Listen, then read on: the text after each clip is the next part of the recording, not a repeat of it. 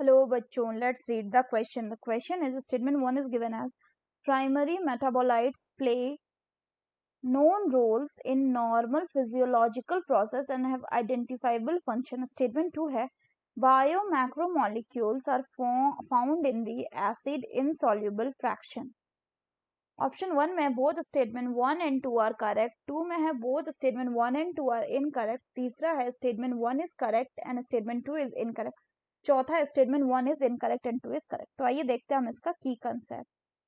तो अगर हम बात करें इसके की कंसेप्ट की, तो इसका की कंसेप्ट हो जाएगा प्राइमरी मेटाबोलाइट्स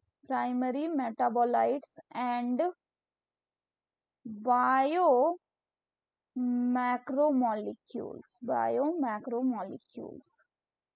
तो सबसे पहले अगर हम बात करें किसकी, अगर हम बात करते यहाँ पे प्राइमरी मेटाबोलाइट्स की, तो प्राइमरी मेटाबोलाइट्स क्या होते हैं? तो ये सारे वो ऑर्गेनिक कंपाउंड्स होते हैं, ऑर्गेनिक कंपाउंड्स होते हैं which are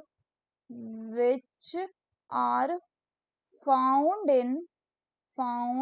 in living organism.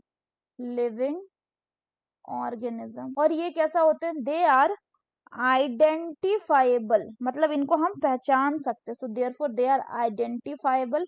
और इसके साथ ही साथ क्या है कि they play known role in normal physiological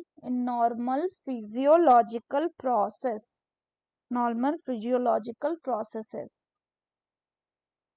अब अगर हम फर्दर बात करें तो नेक्स्ट है आपका क्या? बायोमैक्रोमोलिक्यूल। तो आपका बायोमैक्रोमोलिक्यूल्स जो हैं ये वैसे बायोमोलिक्यूल्स होते हैं which have molecular weight, जिनका molecular weight क्या होता है? which have molecular weight greater than or equal to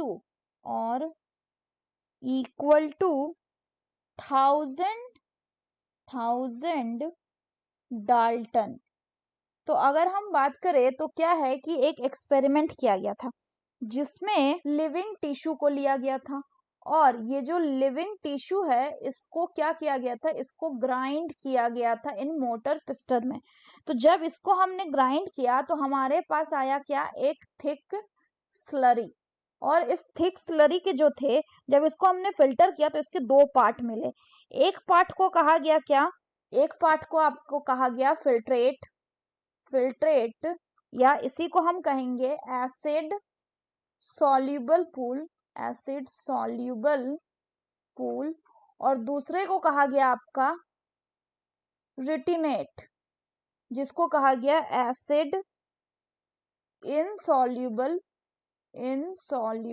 pool. अब अगर हम बात करें तो ये जो एसिड इनसॉल्यूबल पूल है इसमें हमें क्या क्या मिला? इसमें हमें मिला 4 कंपोनेंट्स, एक प्रोटीन्स, न्यूक्लिक एसिड,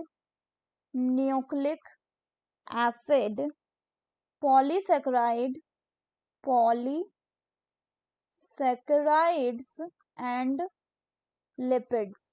अब अगर हम बात करें तो इसमें लिपिड्स को छोड़ के, सो एक्सेप्ट लिपिड्स, सभी कैसे थे? All are polymeric. पहली बात तो सभी के सभी आपके पॉलीमरिक थे, और इन सभी का क्या था? मॉलिक्यूलर वेट जो था, molecular weight that is greater than और इक्वल टू, कैसा था? 10,000 डाल्टन्स। और इन्हीं सबको क्या कहा गया? These are called as macromolecules. हालांकि हमें एसिड इनसॉल्युबल पूल में लिपिड्स भी मिला, लेकिन लिपिड्स को हम टेक्निकली या बोला जाए मोर प्रिसाइजली या स्ट्रिक्टली बोले तो ये मैक्रोमोलिक्यूल्स नहीं है। ये क्या है, ये बायोमोलिक्यूल जरूर है लेकिन मैक्रोमोलिक्यूल्स में नहीं आता, क्योंकि जब हम सेल मेम्ब्रेन को डिसरप्ट करते हैं तो हमें जो एसिड इनसॉल्युबल पूल में है, लिपिड कैसे होते हैं, ये वाटर सॉल्युबल नहीं होते, दे आर वाटर इनसॉल्युबल, लेकिन ये हमें फ्रेगमेंट के फॉर्म में भी मिलते हैं in the form of vesicle.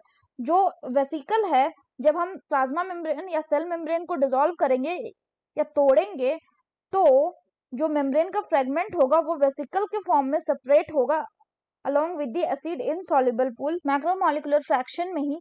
लेकिन हम लिपिड को स्ट्रिक्टली मैक्रोमोलिक्यूल नहीं बोलते हैं, क्योंकि इसका जो मॉलिकुलर वेट होता है वो लेस देन 10,000 डाल्टन्स होता है और ये पॉलीमरिक भी नहीं होता। तो अगर हम क्वेश्चन की बात करें तो पहला स्टेटमेंट है कि प्राइमरी मेटाबोलाइट्स जो है इंपॉर्टेंट रोल प्ले करता है नॉर्मल फिजियोलॉजिकल प्रोसेस में और ये एंड इसमें आइडेंटिफाइबल फंक्शन होता है, तो ये बिल्कुल करेक्ट है। नेक्स्ट क्या बोला जा रहा है, नेक्स्ट बोला है कि bio macromolecular found in the acid insoluble fraction, तो ये भी बिल्कुल करेक्ट है कि बायो मैक्रोमोलिकुल हमें कहाँ पे मिले थे, they are found in the acid insoluble fraction. So the correct option will be option 1, that is both statement 1 and 2 are correct. So that's all for the question बच्चों, hope you understood it well, best of luck.